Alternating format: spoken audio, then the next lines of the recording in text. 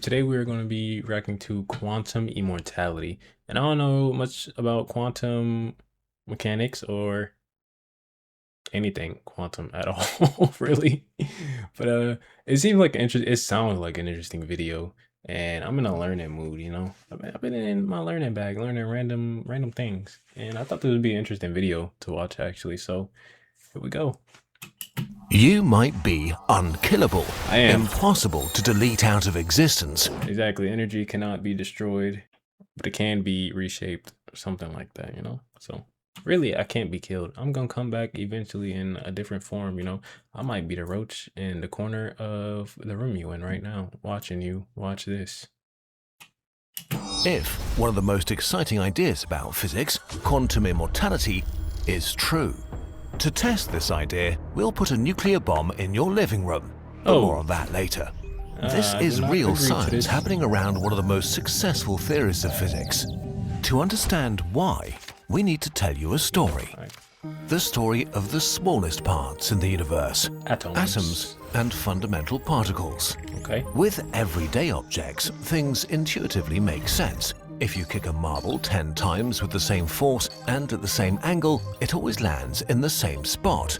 But if you kick an electron 10 times exactly the same way, it shows up in different places.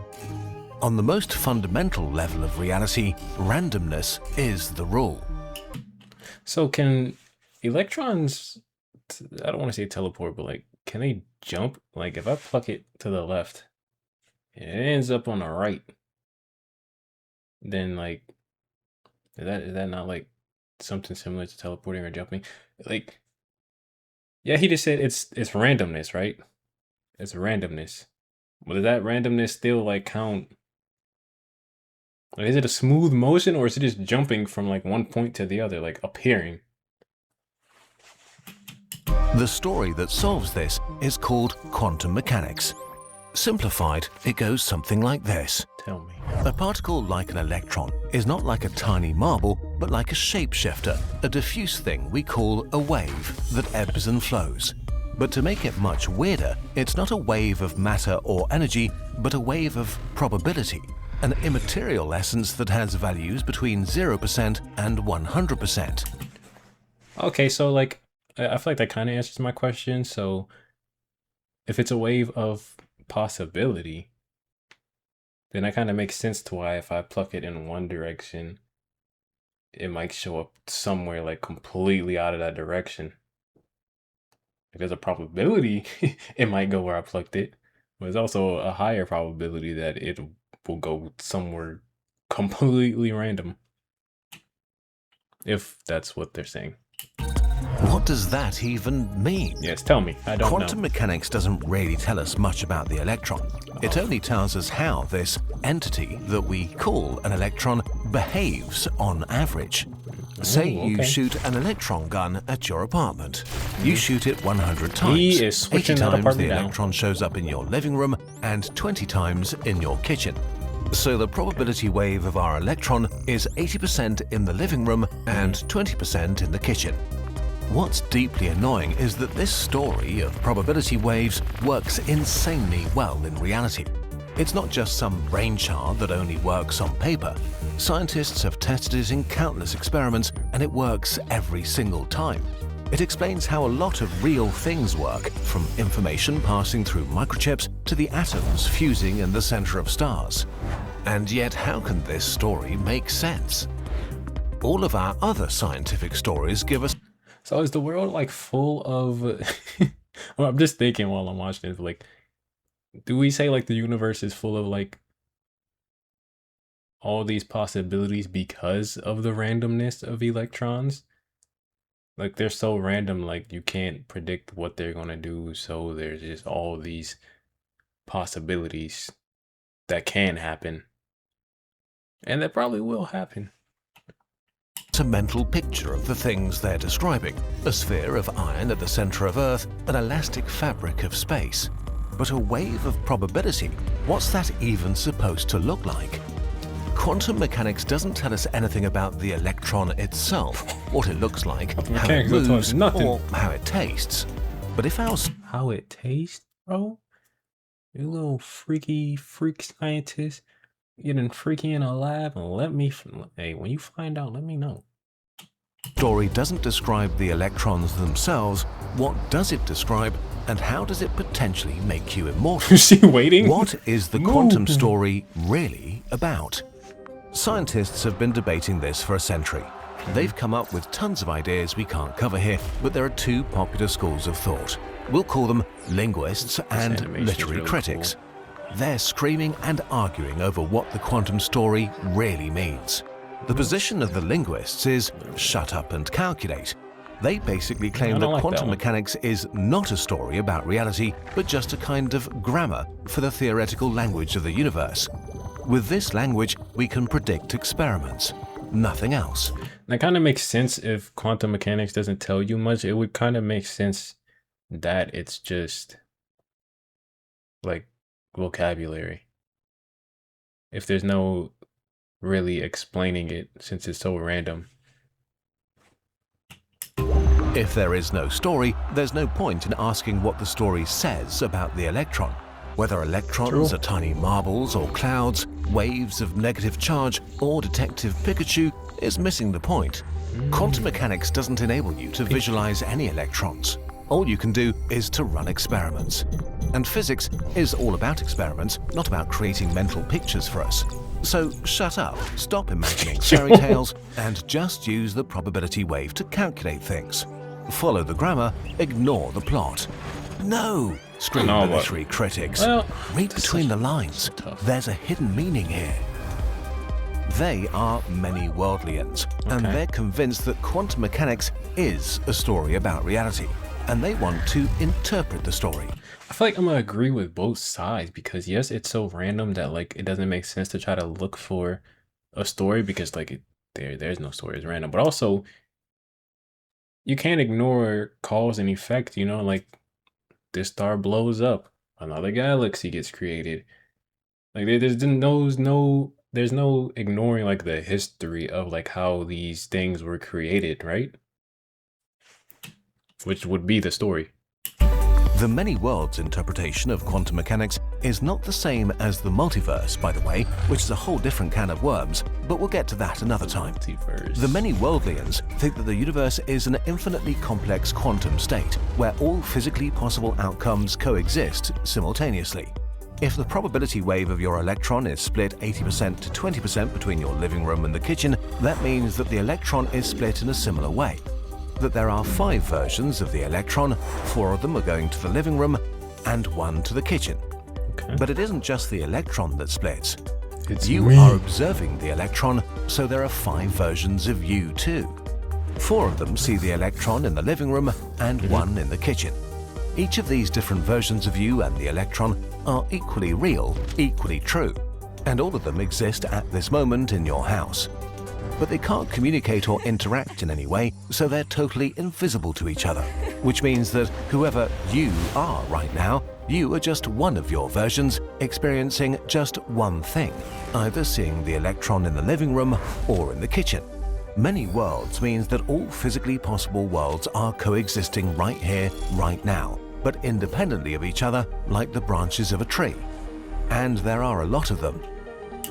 I like this theory because like it's cool imagining, or I guess like theorizing, like there are these other versions of you in alternate realities or alternate dimensions, and like the only reason you can't see them is because you are stuck within you're in your reality. You would have to like step outside of your reality and the other reality. You'd have to be an observer of like total reality, right? In order to see it, because like right now we're bound by possibility, we're bound by that randomness, but also we're bound by like the laws of the reality that we are in. So like in order to see these things, you would have to not be constrained or confined to these laws. You would have to be outside of reality. You would have to just be a simple observer in order to see like this tree, right? Every possible quantum process means there are other possible worlds. A radioactive atom decays, another world exists where it didn't. A cosmic ray hits one of your cells, another world exists where the ray just passed through. I love video games like this too. I'm pausing it a lot, but I love video games like this, like say Detroit Become Human, where there's like a tree of like things that will happen. If you do this thing, then like there's 2 or 3 other branches of things that could have happened. Like, or if you found this thing or you didn't find this thing, now you don't have the option to do this, right? And that makes sense because like, say I pick up this pencil. There's a reality where I didn't pick up this pencil and show you this thing. I didn't go through this dialogue with you. So my day might turn out different or something. I don't know. He might get more views because he ain't yap as much. Who knows? But I love like the alternate realities and like different outcomes, possibilities. And I better get the one where I get isekai. Each second, bazillions upon bazillions of new worlds exist on top of each other. Stop it, shout the linguists. If these worlds can't interact with each other, we can't check whether they exist. This is not science, That's true. so please shut up and calculate. I like how you said that though. That's what There talking is a way to find out. But to do it, you'll have to die a few hundred times. And maybe prove that you're immortal. The ultimate experiment. All we need... Wait, would that mean... Would that be in reincarnation if you have to like die to like...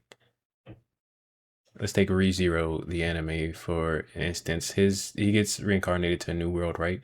Where his one ability is that he cannot die, but every time he does die, he like goes back to a certain point in time.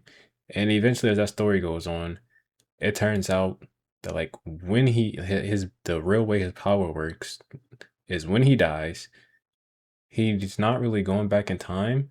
His consciousness is getting sent to an alternate reality where he's still alive. It might be like further back in like the day or something, but like it's an alternate reality. Therefore, he's dead. In that reality, he actually died. So everyone he knows in that reality, like they know he died. But to him, he thinks he's just going back in time. No, his consciousness is switching realities. So would it be like that? Is that what they're saying? Like kind of the transfer of your consciousness to your other reality versions? It gets a little confusing. Are 2 electron detectors connected to a nuclear bomb in your living room. If the detector in your living room is activated, the nuke explodes. If the one in the kitchen is activated, you're safe. Okay. Now sit on the nuke and have your brave assistant shoot the electron Thank gun. you. His legs. There are 2 spaghetti. ways this can go. There's a 20% chance the electron lands in the kitchen and you survive, and an 80% chance you die. Okay, let's shoot. Beep. You know? Oh, lucky you. The The electron landed in the kitchen. Let's try once more. Beep. And once again. Beep. And another 100 And times. Beep. These electrons, there's no... They're random, so like he's shooting nowhere near the house, but like they can still end up in the house because it's random. It'll end up in one of those 2 rooms. Beep, beep, beep, beep, beep, beep. If there is only one Switching. universe, you'll die fairly soon. Sooner rather than later, the electron will trigger the nuke and you'll be instantly vaporized.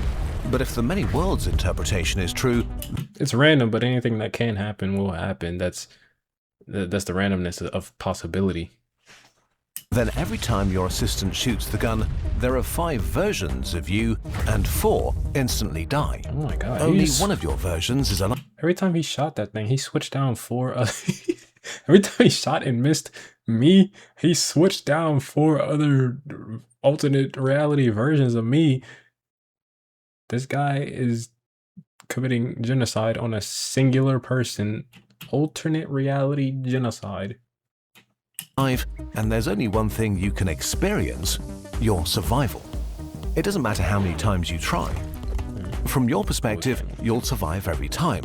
At first, it will seem like luck, but at some point, your luck will become near impossible. In a universe with just one reality, your odds of surviving 100 times in a row are about 1 in 10 duovigintillion, a 1 followed by 70 zeros.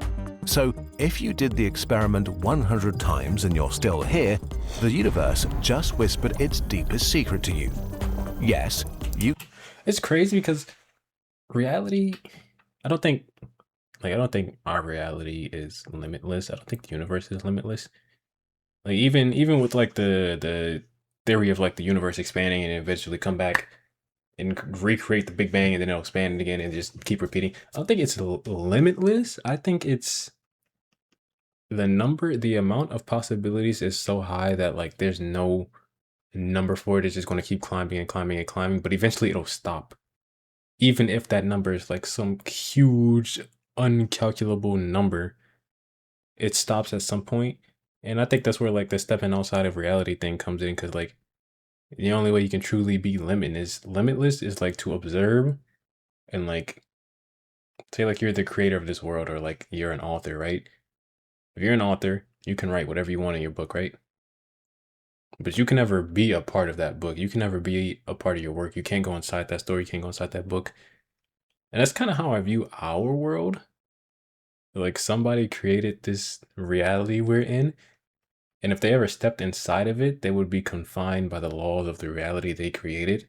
So they would instead they would have to practice like conscious observation or something, like they could only observe.